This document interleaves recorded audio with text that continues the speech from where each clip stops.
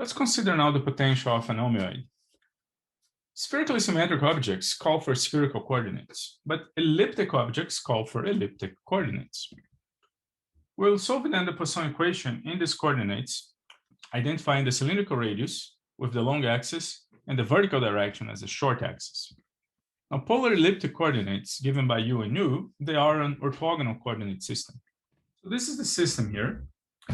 The coordinate u, they are the contours of these ellipses here. Now, these ellipses, they are confocal. They all have the same focus, but they have different eccentricities.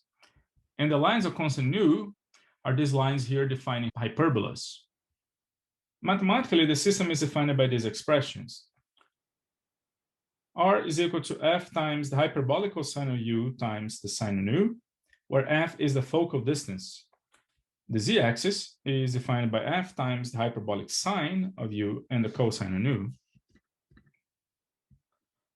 Now we can see here why u define ellipses. If we square both of them, and now if we divide r squared by f squared hyperbolic cosine, leaving the sine on the right-hand side, and we do the same thing for z squared divided by f squared hyperbolic sine square of u, leaving the cosine on the right-hand side, and sum the expressions, this is what we have. We have cosine squared plus sine squared, which is equal to 1. So this is the equation of an ellipse that shows that if you keep u constant, you have ellipses. And we can do the opposite to find what are the lines of constant u.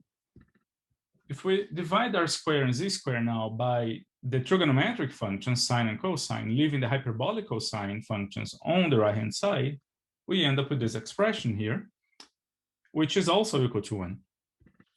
And this is the equation of a hyperbola. So indeed, if you hold the nu constant, you end up with lines that are hyperbole.